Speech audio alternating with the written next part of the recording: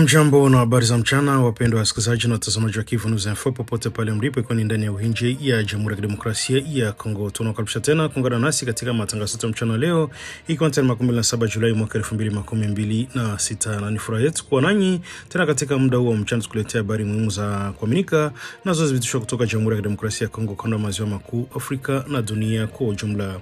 Na katika matangazo yetu mchana leo tutakuletea taarifa kuhusu hali ya usalama mashariki mwa Jamhuri ya Kidemokrasia ya Kongo, maendeleo ya kisiasa, maamuzi muhimu ya serikali pamoja na habari nyingine zinazogusa maisha ya wananchi. Mimi ni Telejo Longa na kukaribisha endelee kuwa nasi hadi mwisho wa taarifa hii ya habari kupitia Kivu News Info. Na vile vile niendelee kujuza tu kwamba Kivu News Info tuendelea kuletea matangazo yetu tukiwa mashariki mwa Jamhuri ya Kidemokrasia ya Kongo. Basi kama leo ndio kwa mara kwanza unakutana nasi kupitia mtandao wa YouTube, basi kabla ya chochote kile kisha umesubscribe, like, comment na kushare, na kwa lugha nasema kujabone kwa vile vile na kupartager kuendelea kusambaza habari kwa walio wengi zaidi. Na basi kama tayari tutakuwa umeshafanya hivyo, acha tuendelee kusema asante sana kwa kuchagua Kivu News Info kama kituo chako chema cha matangazo.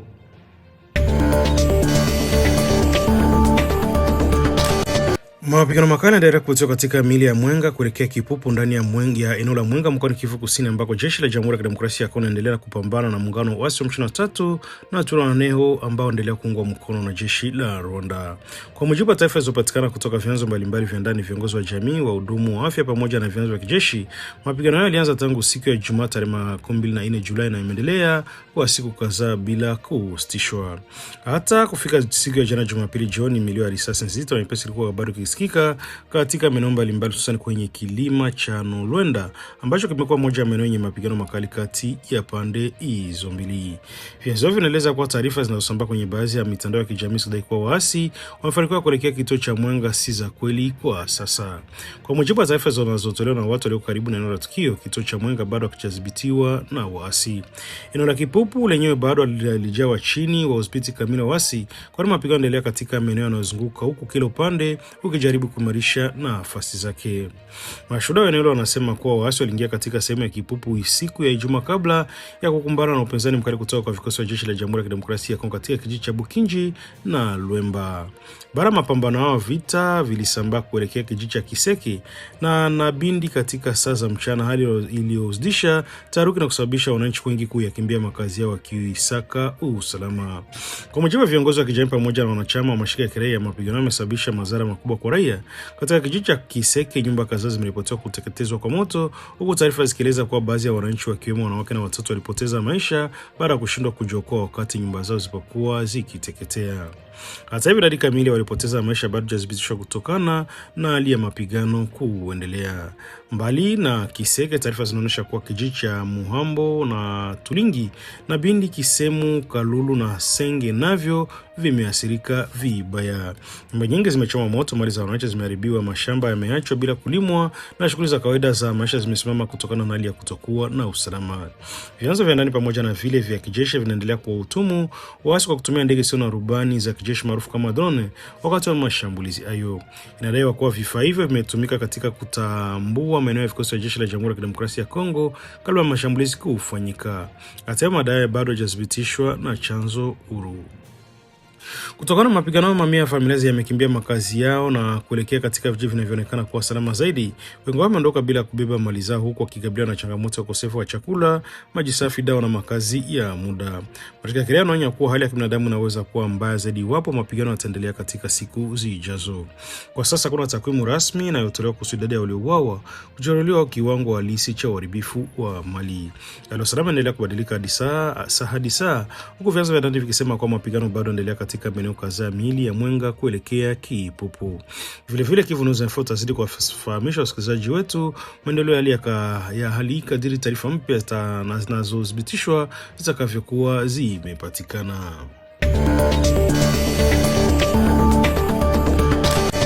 Ajali ya ndege imeripotiwa kutokea siku ya Ijumaa tarehe 24 Julai katika eneo la Kaminenge, kijiji cha Baruko, ndani ya kundi la Kisimba wilayani Walikale mkoani Kivu Kaskazini.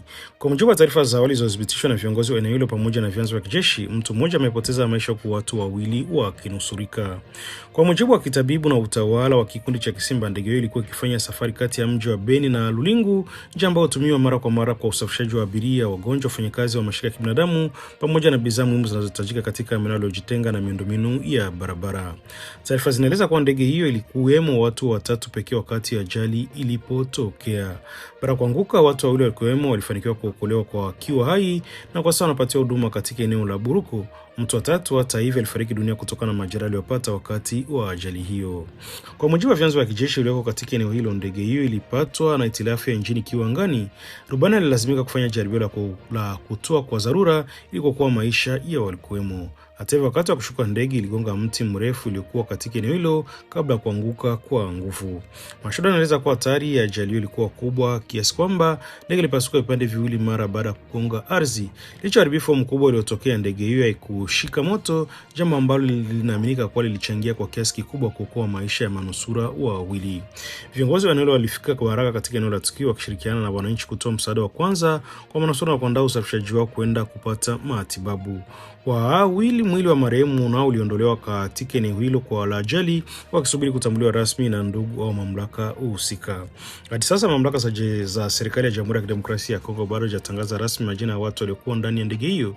Taarifa rasmi kuhusu kampuni iliyokuwa ikiendesha ndege hiyo bado hazijatolewa. Mamlaka zinatarajiwa kuanzisha uchunguzi wa kina ili kubaini chanzo halisi cha hitilafu ya injini pamoja na kufahamu mazingira yote yaliyosababisha ajali hiyo.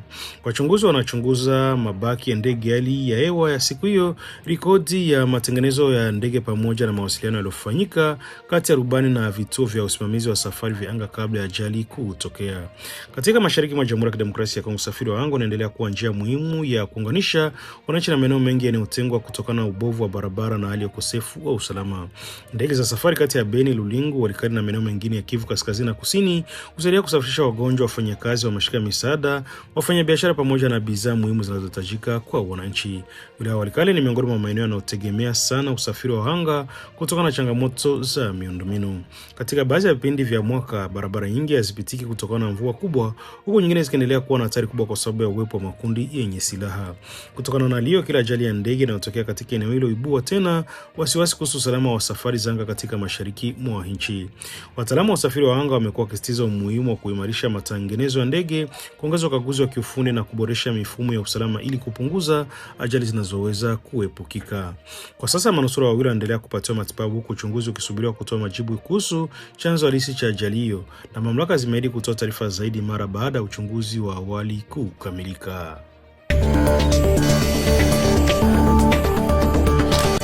Serikali ya Jamhuri ya Kidemokrasia ya Kongo inaendelea kuimarisha uwezo wa majeshi yake katika juhudi za kulinda usalama wa taifa na kutetea mipaka yake. Hatua hiyo imedhihirisha kupitia kufungwa rasmi kwa mafunzo ya kundi la kwanza la kikosi maalum cha jeshi la Jamhuri ya Kidemokrasia ya Kongo FARDC kilichoundwa na vijana waliotajwa kutoka mkoa wa Kasai Orientale. Kwa mafunzo yalidumu kwa kipindi cha miezi 6 mfululizo, yalifanyika chini ya usimamizi wa wataalamu wa kijeshi kutoka Israeli ambao walitoa mafunzo hali ya juu kwa askari yao wapya katika njia mbalimbali za operesheni maalumu za kijeshi. Kwa mujibu wa mamlaka za serikali, mafunzo yalihusisha mbinu za kisasa za mapambano, matumizi ya vifaa vya kijeshi, ulinzi wa maeneo nyeti, uwezo kukabiliana na makundi yenye silaha pamoja na mbinu za kuokoa raia wakati wa migogoro. Washiriki pia walipatiwa mafunzo ya nidhamu ya kijeshi, uongozi, ushirikiano wa vikosi na mbinu za kukabiliana na vitisho vya kisasa vinavyoikabili nchi. Katika hafla ya kuhitimisha mafunzo, vijana waliomaliza mafunzo walitunukiwa vyeti vinavyothibitishwa kuwa wamekidhi vigezo vya kujiunga na vikosi maalum vya jeshi la Jamhuri ya Kidemokrasia ya Kongo. Kwanza sasa wanatarajiwa kupelekwa katika maeneo mbalimbali ya Jamhuri ya Kidemokrasia ya Kongo ili kushiriki katika operesheni za kulinda usalama wa wananchi, kupambana na makundi yenye silaha na kutetea mipaka ya taifa. Mamlaka zinaeleza kuwa askari hao wapya watakuwa sehemu ya mkakati mpana wa kuimarisha uwezo wa jeshi la taifa, hasa katika kipindi ambacho nchi inaendelea kukabiliana na changamoto ya kiusalama katika baadhi ya maeneo ya mashariki mwa nchi, hususan Kivu Kaskazini, Kusini na Ituri. Serikali imeeleza kuwa uwekezaji katika mafunzo ya kisasa ya kijeshi ni sehemu ya mpango wa muda mrefu wa kujenga jeshi lenye uwezo wa kukabiliana na changamoto za sasa na za baadaye. Kupitia ushirikiano wa wataalamu wa kimataifa, mamlaka zinaamini kuwa vikosi vya FARDC vitaendelea kupata ujuzi unaohitajika ili kuongeza ufanisi katika operesheni mbalimbali za ulinzi. Wakati huo, gavana mkoa wa Kasai Oriental Jean Polo Mbembwa Kapo amepongeza mafanikio ya kundi hilo la kwanza la wahitimu na kutoa wito wa kuendelea kuajiri makundi mapya ya vijana ili nao wapate mafunzo kama hayo. Amesema hatua itasaidia kuongeza idadi ya askari wenye weledi na kuimarisha uwezo wa taifa wa kujilinda dhidi ya vitisho vya ndani na vya nje. Kwa mujibu wa gavana wao, vijana wa Kasai Oriental wameonyesha uzalendo mkubwa wa kujitolea kujiunga na jeshi na amesisitiza kuwa serikali ya mkoa itaendelea kuhamasisha vijana wengine wenye sifa kujiunga na FARDC kulitumikia taifa. Kwa upande wake, serikali ya kitaifa imesisitiza kuwa dhamira ya Jamhuri ya Kidemokrasia ya Kongo ya kulinda uhuru, umoja wa mipaka yake haujabadilika. Mamlaka zinasema kuwa nchi itaendelea kuwekeza katika mafunzo, vifaa vya kisasa na uboreshaji uwezo wa vikosi vya ulinzi ili kuhakikisha usalama wa wananchi na eneo lote la taifa. Serikali inaonya kwamba makundi yote yenye silaha pamoja na wale wanaendelea kutegemea matumizi ya nguvu na mchakato wa kufanikisha malengo yao watakutana na jeshi ambalo linaendelea kuimarishwa kila siku kupitia mafunzo, vifaa vya kisasa na mbinu mpya za kijeshi. Hatua ya kutimisha mafunzo ya kundi la kwanza la vikosi maalum inaonekana kuwa sehemu ya mkakati pana wa serikali ya kujijengea FARDC uwezo wa kujibu haraka vitisho ya usalama, kulinda raia na kuhakikisha kuwa mamlaka ya dola yanaendelea kutawala katika kila kona ya Jamhuri ya Kidemokrasia ya Kongo. Serikali ya Ufaransa imetaka pande zote zinazohusika katika vita vinavyoendelea mashariki mwa Jamhuri ya Kidemokrasia ya Kongo kusitisha mara moja mapigano na kurejea kwenye meza ya mazungumzo. Wito umetolewa na naibu mwakilishi wa kudumu wa Ufaransa katika Umoja wa Mataifa wakati wa mjadala wa wazi wa Baraza la Usalama la Umoja wa Mataifa kuhusu utatuzi wa migogoro kwa njia ya amani. Mjadala ule uliandaliwa kwa pendekezo la Jamhuri ya Kidemokrasia ya Kongo ambao kwa mwezi wa Julai ndio unashikilia urais wa Baraza la Usalama la Umoja wa Mataifa.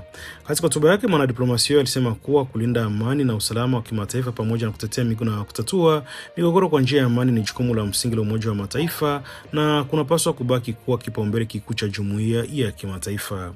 Mwakilishi wake alikumbusha kuwa mkataba wa Umoja wa Mataifa unazitaka nchi zote kutatua migogoro yao kwa njia ya mazungumzo badala ya kutumia nguvu za kijeshi. Anasema kwa misingi huyo wa sheria ya kimataifa ndio unawezesha kudumisha amani duniani na kuzuia migogoro kugeuka vita vikubwa vinavyosababisha maafa ya kibinadamu.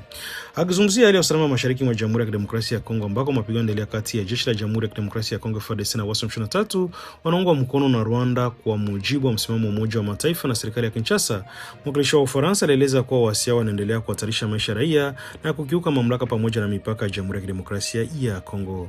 Kwa mujibu wa Ufaransa, ni lazima azimio namba 2773 la Baraza la Usalama litekelezwe kikamilifu bila kuchelewa. Azimio hilo lilipitishwa mwezi Februari mwaka 2025 chini ya sura ya 7 mkataba wa Umoja wa Mataifa, lakini hadi sasa hajatekelezwa ipasavyo.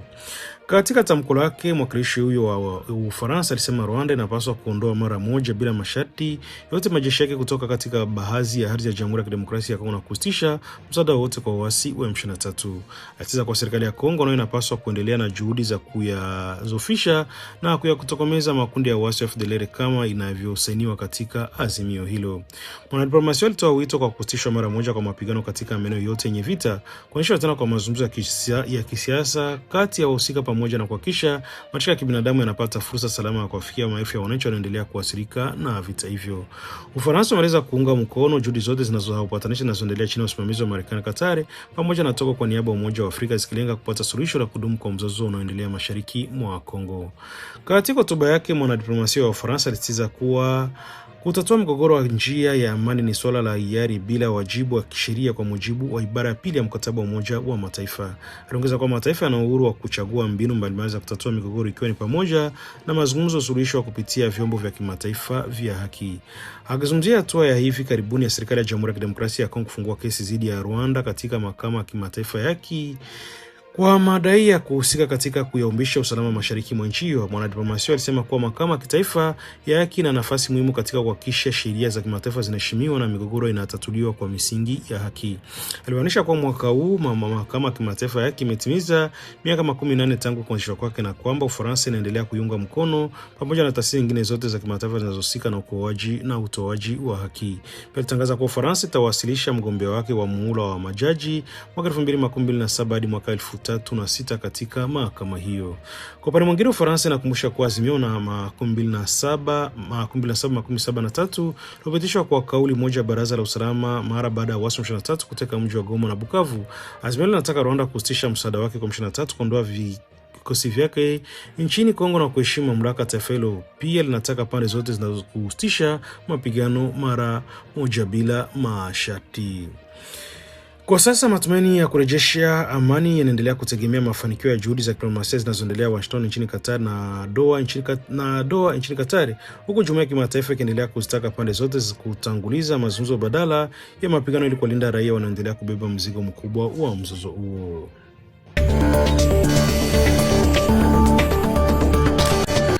Gavana wa kijeshi wa mkoa wa Ituri ameagiza kukomeshwa mara moja vitendo vya unyanyasaji, utozaji wa fedha kinyume cha sheria na vizuizi haramu vinavyowekwa katikati ya barabara mbalimbali za mkoa huo.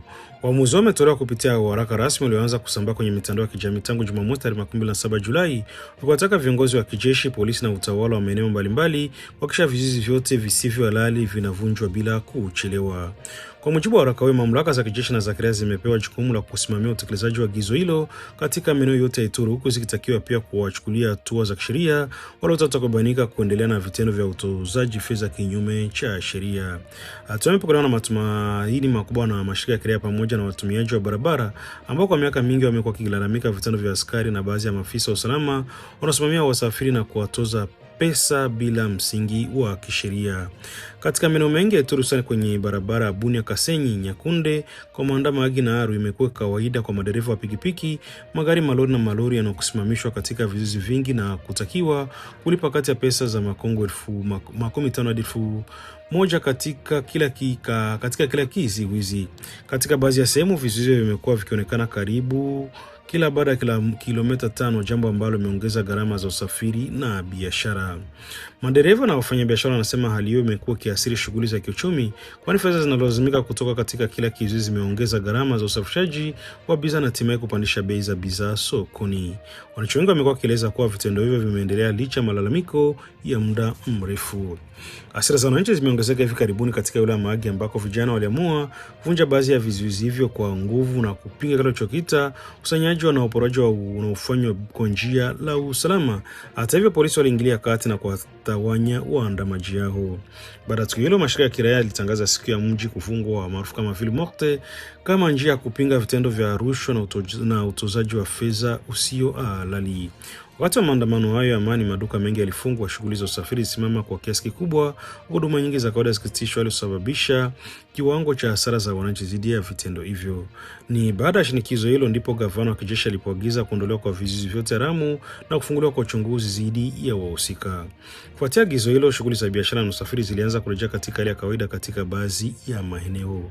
Saa 24 baadaye, mamlaka zilipanua utekelezaji wa hatua hiyo katika mkoa mzima wa Ituri. Makamanda wa jeshi, makamishna wa polisi, wasimamizi wa wilaya pamoja na meya wa mji wa Bunia wamepewa jukumu la kuhakikisha agizo hilo linatekelezwa kikamilifu. Wakati pia unaonya kuwa askari polisi au mtumishi yote wa serikali atakubanika kuendelea kuweka vizuizi haramu au kuwatoza wananchi fedha kinyume cha sheria atafikishwa mbele ya mahakama ya kijeshi ili kujibu tuhuma zinazomkabili. Mashirika ya kiraia yamepongeza hatua hiyo na kusema kuwa inaweza kusaidia kupunguza mateso ya wananchi pamoja na kuharakisha biashara na usafirishaji wa Ituri. Hata viongozi wa mashirika hayo wameeleza kuwa wataendelea kufuatilia utekelezaji wake kwa karibu. Wanasisitiza kuwa si mara ya kwanza kwa mamlaka kutangaza hatua kama hizo. Katika miaka iliyopita, magavana na viongozi mbalimbali wa kijeshi waliwahi kutoa maagizo ya kuondoa vizuizi haramu, lakini mara nyingi utekelezaji wake ulikuwa wa muda mfupi na vitendo hivyo vilirejea baada ya kipindi kifupi. Kwa hiyo wananchi wa Ituri wanasema mafanikio ya agizo hilo yatapimwa si kwa tamko lilotolewa bali kwa utekelezaji wake na wa kweli na hatua zinazochukuliwa dhidi ya wale wote watakao kukaidi maagizo ya serikali. Wana matumaini kwamba safari hii vitendo vya rushwa, utozaji wa fedha usio halali vitakomeshwa kabisa ili kurejesha uhuru wa usafiri na kuchochea maendeleo ya kiuchumi katika mkoa huo wa Ituri.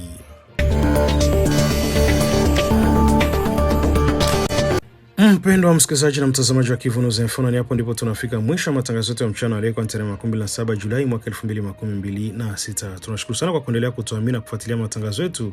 Endelea kuwa nasi kupitia kurasa zetu za mitandao ya kijamii na channel yetu ya YouTube Kivu News Info kwa habari za uhakika na taarifa zinazoendelea kuwasishwa kila wakati. Na vile vile endelea kumshatu kwamba Kivu News Info kila siku tunaendelea kuletea matangazo yetu tukiwa mashariki mwa Jamhuri ya Kidemokrasia ya Kongo. Na basi kama leo ndio kwa mara kwanza unakutana nasi kupitia mtandao wa YouTube, basi kabla chote kile kisha umesubscribe, like, comment na kushare, na kwa lugha nasema kujabone kwa vile vile na kupartage kuendelea kusambaza habari kwa walio wengi zaidi. Na basi kama tutakuwa tumeshafanya hivyo, acha tuendelee kusema asante sana kwa kuchagua Kivu News Info kama kituo chako chema cha matangazo. Langu jina mimi ni Tereje Longo, na kwa niaba ya timu nzima Kivu News Info tunakutakia mchana mwema na tutaonana tena katika taarifa zetu za jioni. Bye bye na chao, na Mwenyezi Mungu endelee kukulinda na ibariki vile vile Jamhuri ya Kidemokrasia ya Kongo.